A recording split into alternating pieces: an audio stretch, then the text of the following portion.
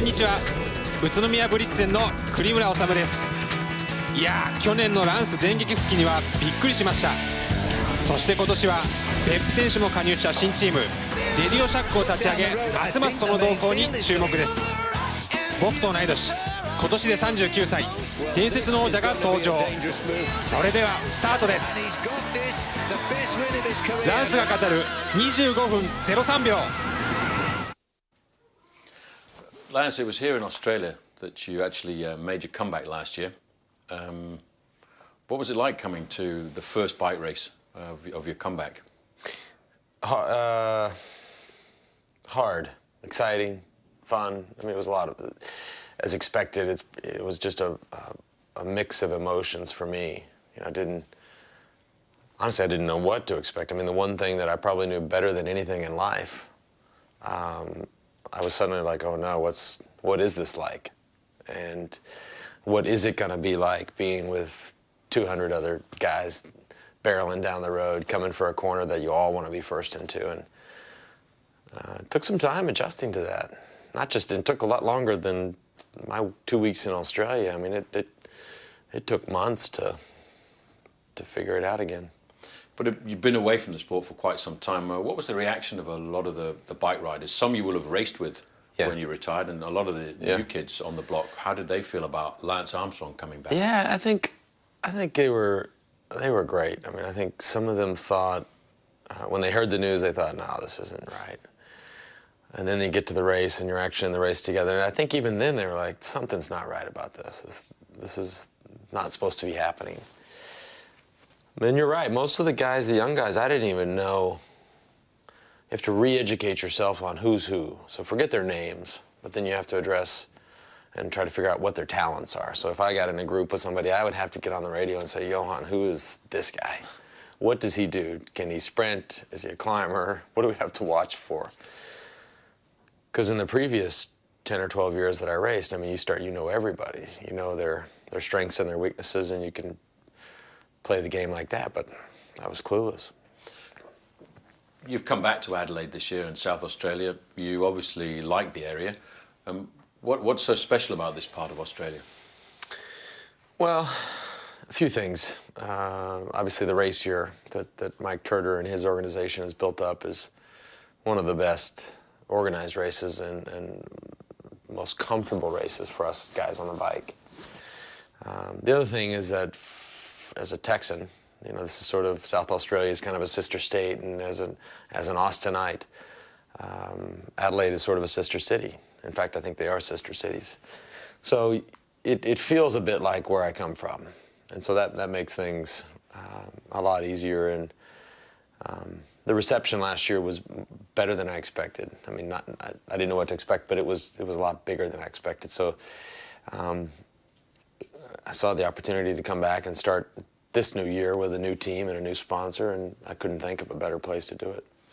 And today you actually twittered a bike ride in Adelaide. Are you a little bit surprised by the number of people who turned out? Yeah, I expected, you know, now we have these records. So, you know, I mean, everybody's got a record. You know, how fast have you run? How many tours have you won? Well, now, you know, everybody's all, especially these cities, they're all interested in the record of who has the biggest Twitter ride. And Los Angeles made a good run at Dublin, Ireland, but they couldn't do it. Dublin had the record, and after today, Adelaide just smashed it. I mean, I think we had 1,500 in Dublin, and now, who knows, more than 5,000 this morning, so it wasn't even close. But I guess part of it, I expected to beat the record, the Twitter ride record, but I didn't expect it to be that big. You have such a built-in cycling community here, and people that have come from all over to see the race and see the guys that they like to watch. I knew we'd get, you know, a few thousand out there, but it was bigger than I expected. The team is a brand new team this year, Team Radio Shack, and what can you expect? What does the team expect out of the Tour Down Under this year? Obviously getting together, gelling as a team, but are you looking for some success? Yeah, it's you know, it's interesting because it's still sort of that postal discovery team, you know, with the staff and with myself and with Johan and a few key people. But if you look at this team, it really isn't. I mean, you've got Popovic, who I raced with in the Discovery days. Vitkis is here, who was on Discovery, but I never raced with. And then outside of that, we've got all new guys. So it's truly a new team with regards to what's going to go on at this race. But we need to, I think, and without putting too much pressure and expectations on the boys, but I mean, I think we need to start strong. And we've made no secret of the fact that Radio Shack has made a serious investment here, and they're a performance-driven company, and they'll be watching closely. So I don't think we need to win the overall. I mean, I think we could be happy, and they would be happy, and Johan be content with a few stage wins or even one stage win. But just to be a factor in the race and trying to affect the outcome. Just looking back to last year, you actually used this event as your first entry into the comeback, but you went from here to the Amgen Tour of California, and you slipped into a role which was not yours for 7 years when you dominated the tour. You were super domestique for Levi Leipheimer. How was that as an experience? Well, it ended up being the experience I had most of the year. I mean, I worked for Levi in Cali, and worked for him again in the Giro. And then we all sort of worked for Alberto at the Tour. So, hey, that's the way the ball bounced at all those races. And you know, we got good guys on the team, and Levi was in a position that, I mean, he was next level at the Tour of California. There was anybody in that race would have been supporting him. He was so good, and you know, we had the collarbone break, and so the Giro was sort of off for me in terms of being the leader of the team, so I may as well go and work for somebody else. And then again, in the Tour, Alberto was also next level. I mean, he proved he was the best rider in the race, and so we all had to do our professional duty and support him. Just going back to that collarbone incident in the Castilla y León, you, at that point when you were on the ground, did you know the collarbone was broken at that point, and were you already starting to wonder if the comeback was over? Yeah, it was a bad idea. I didn't, you know, it's not one of these things, it didn't stick out of the skin and you don't hear it. Upon the impact, you feel sort of a dull ache. But it just, I mean, it was the right collarbone, took my left hand, took a feel, and you knew then that it was, you know, when it's supposed to be somewhat straight and it goes like that, you know you're in trouble. So, yeah, laying in that ditch, I kind of thought, all right, I'm here in the middle of nowhere, Spain. This hurts like hell. I'm not taking a salary. I'm gonna, you know, I talked to my 3 kids last night, and they were like, when you coming home? It's like, what are you doing? So, yeah. Was there a point then when you said, I'm not going to do this, I'm not going to go to the Giro, I'm not going to go to the Tour? I don't think I said that. It might have, it didn't come out of my mouth, but I probably crossed my mind. But Johan quickly put the kibosh on that, and I was avoiding him after that, the break and the subsequent surgery, and I wouldn't pick up his calls, wouldn't return his emails or his messages, and finally got me on the phone, and he's like, what is going on with you? And yeah, no, he made it very clear that I didn't have a choice. He's always been a strong figure, and he encouraged you to go to the Giro. You thought about maybe riding for the first 10, 14 days, but the last week of the Giro, all of a sudden, the old lance and the old power and the old rhythm seemed to be coming back. Yeah, it felt, you know, a couple of things happened, and we talked a second ago about just getting back into the bunch and what that's like to be in situations where you're going fast, everybody's fighting for position, and it's scary. I mean, I don't care who it is in the group. There are moments where you're just scared because everybody's afraid they're going to hit the pavement, and it wasn't until the Giro that I got over that fear for most of the time, and you still had moments after that where you're scared, but that was where I really, I think, reintegrated into the pro peloton and was able to hold my own in the group with regards to positioning and putting myself in certain positions. And at the Tour, it was effortless, but really the last week, I was comfortable in the group and also started to feel better, started to feel stronger. The collarbone had completely healed, and didn't win any stages or anything, but I thought I was, you know, starting to show some good progress. But then you went to the Tour. Did you, at the start of the Tour, think you could win the event, or did you go in with a feeling that Alberto... I told you I was going to win the Tour. You did tell me. You asked me on American TV. You said, who's going to win the Tour? And I said, I'm going to win the Tour. And I wasn't lying. I was was serious. I really expected to win the Tour, and I wasn't sure. I just thought to myself, well, I'll figure it out. I might not be the best one here, the strongest one, but I'm going to figure this out. Because I've had years. I mean, 2003, I was probably not the strongest, but somehow you just figured it out. Well, you were very clever on the road, especially on the road down to Grand Motte. Yeah, that was you must have all of a sudden started to think, I've still got the tactical head. Yeah, that's an interesting stage. I mean, you tactically and strategically, it was perfect. I mean, you couldn't have done it any better. Would have been better to get more time, I suppose, but that's not a true indicator of who wins the Tour. I mean, I guess if you could buy a minute or two, that might get you there, but still, you still got to go to the Pyrenees, you still got to go to the Alps, still have to defend in the time trials, and I was outclassed in 2009 by Alberto, so. Were you gutted after the team time trial when you were that close? I wasn't. You know, I thought, and I even told Cancellara after the thing, he's like, I'm so sorry. He said to me, I'm sorry. And I said, don't worry about it. I said, I'm going to get it in a couple of days. And I really believed that. I was like, no big deal. It was 20, I think it was 23 100ths of a second, or 21 100ths of a second. Whatever it was very much. little, very much. I mean, very, very small margin. And so I just assumed that, you know, the first day in the Pyrenees, I'd take it. Cancellara would lose enough time, and I had a cushion that I'd take the jersey. And that didn't end up happening either, but that's, you know, that's bike racing, and that's the way it rolled. A lot of people will say, third place is a disappointment for Lance Armstrong, but actually getting up onto the podium after the Tour that you wanted to win, yeah. Were you disappointed in third?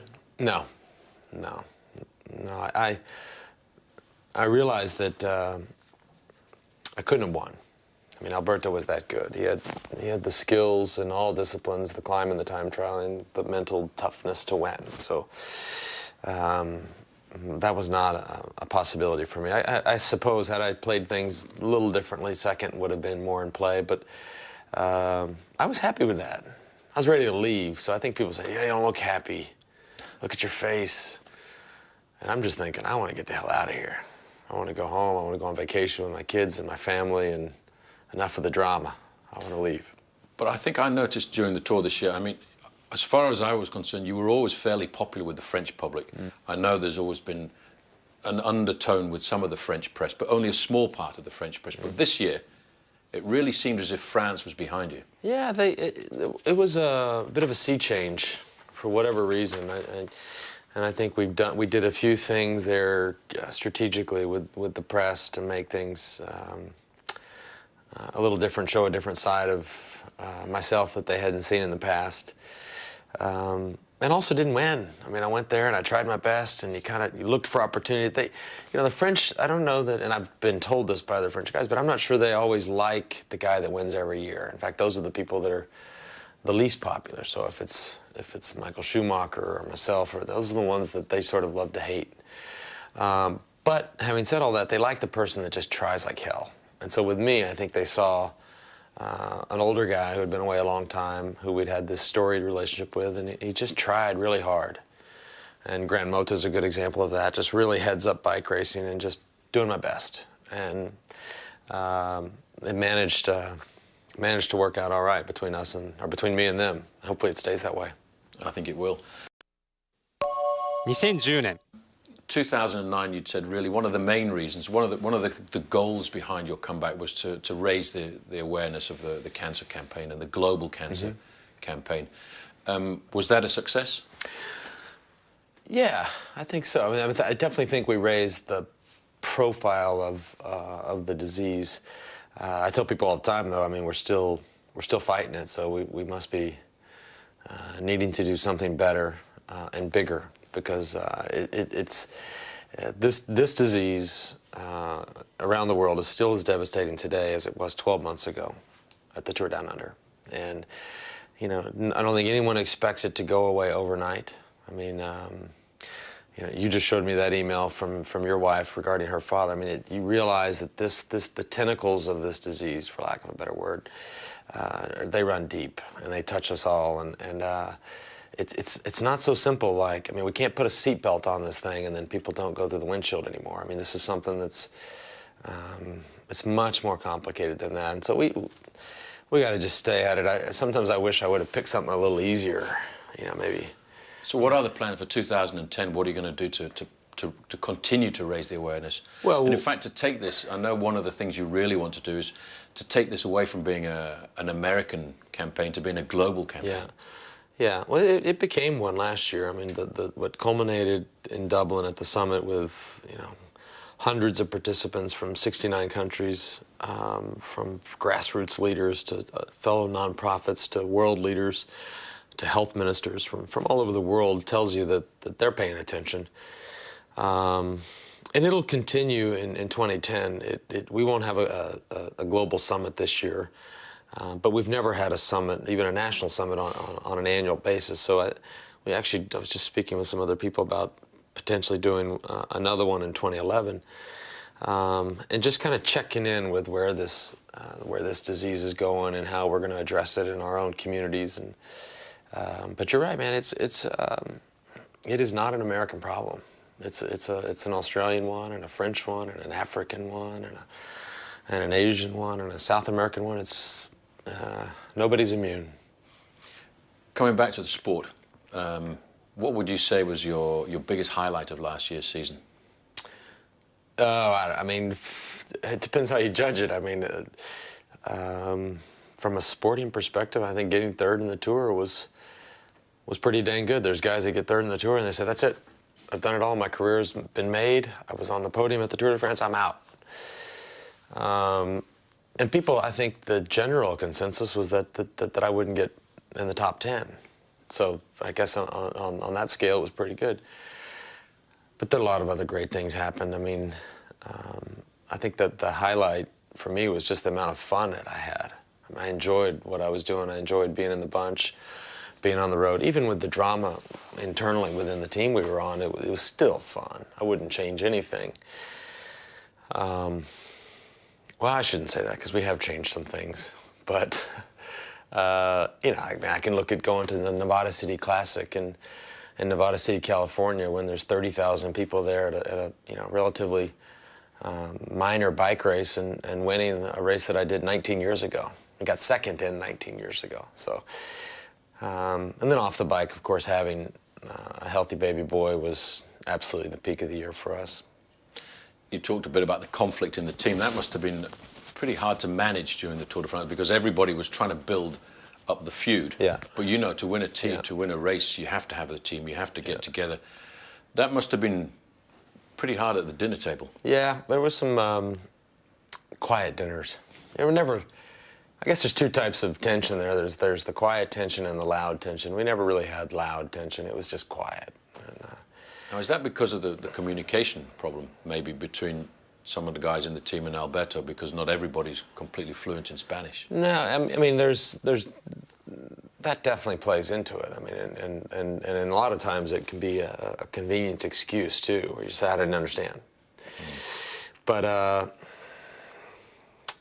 yeah, it was uncomfortable, but we got through it. I think the headline there, the key thing is that we just have a bunch of professional guys. I mean, if it's myself or Levi or Cloden or Rast or Paulinho, I mean, even people that had picked a side. They were loyal to one side, but it didn't matter. At the end of the day, the key loyalty lies with Johan, and they're going to listen to what he wants to do, and that's where the rubber really meets the road, and that's what you have to do. And so we got through it. I mean, I think in the beginning of the tour, look, people would have said, too many leaders. We've seen this play before. It doesn't work. Somebody there is going to get second. And it didn't happen. In fact, we got first and third, and if we'd done things a little differently, we would have been first, second, and third. So, unheard of. Is that a regret? Is that a regret for Johan, maybe, that there was one day, I think it was on the Col de la Colombière, that it could have all been very, very different. It could have been first, second, and third. Could have been. Could have been. I would have, before that, though, I would have needed to have been more aggressive before that on the what was the name of the climb there? The tough one before Colombière, the new one we did. Very good point. I can't remember now. Different. Yeah. First time we've done it in the tour. Terrible climb, and I didn't go with that acceleration of the Schleck brothers and Alberto and Andreas. So Had Andreas stayed with him, then he would have been third in the Tour, or maybe second, and then I would have been fourth or fifth. So, well, things have changed. You've got your own team now, and you're going to go to the Tour de France with different tactics.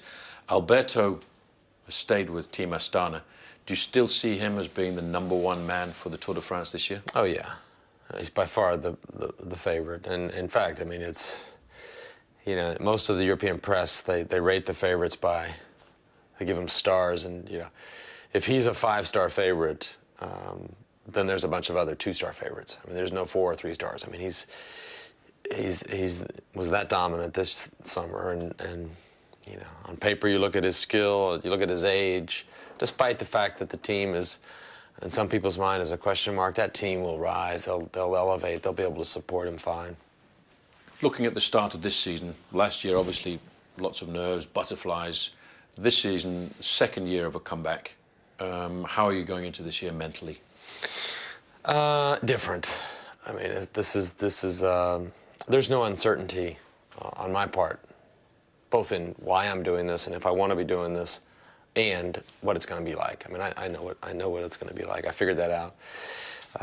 But I'm excited. I mean, this outfit we got with the guys we got on Radio Shack, and I think we can contest every race we start, and you know, I've never been as involved, I think, in a team as I have been in this one. So for me, there's a bit of personal pride in how well this team performs, and vice versa. I mean, if we don't perform, then that'll be a personal disappointment. Well, 2009 was, you know, maybe a one-year comeback. This is the second year of a comeback. Is this the last year? I don't know. Will you race in 2011, or will you just know. decide halfway through the year? I'll definitely race some bikes in 2011. I'll definitely, it all hinges on the Tour, and that's the one thing that you sort of do or don't do. And if I don't do the Tour in 2011, I'll still do other events. I still want to do an Ironman in 2011, and I think I can do a season with 1 or 2 Ironmans in it. I can still do the Tour Down Under. I can still do the Tour of California. I can still do this race we're trying to put together in Colorado. You can still do other events in Europe. You wouldn't want to do the Tour. You know, you need that time to prepare for the Ironman. But I don't know, man. We'll see in July. So you either go again for another full season of cycling and then put off triathlon until 2012, or you do this hybrid season in 2011. But as the time clock continues to tick on, you still feel as if you were 20 years old? No, I don't feel 20, but I feel, I don't feel 40 either. I'm a hell of a lot closer to 40 than I am to, God, I'm closer to 50 than I am. Wait, yeah, I am. You're getting closer to me now. What about this year? Because obviously last year the Giro was an important part of the step to get up to the Tour de France, but with the change of the Amgen Tour of California to the May slot, is that what you're going to do? Are you going to ride the American race, or will you go to the Giro? No, we're going to ride Tour of California. Interesting time, I mean, interesting switch for them. I mean, everybody regretted the weather that we had. I mean, obviously, you're in a state like California. Everybody expects sunshine and beaches, and it was absolutely, you know, horrific. And so, I think May will be good for them, but that you know, sort of precludes you from doing the Giro. But again, new American team, new American sponsor, the biggest American race we have. Really, no choice on that one. And then I think that the other question marks are what we do in June. Is it Dauphiné or Tour Suisse? Which classics do you do? I think Flanders is something that has to be part of the program because of the cobbles that we'll see in July. You just want to get in a race scenario and feel what that's like. Milan-San Remo could be an option. As I just did a press conference, I said Johan always gets mad at me when I start talking about these things. January now, Santos, Tour Down Under. Is the goal for Lance Armstrong for this season to be competitive again at the Tour de France and dream about winning it again one more time? It's you know, it's more than a dream. Obviously it is a dream, but it goes beyond that. I mean, that's the one thing that that we want. I think it's something that I think is possible.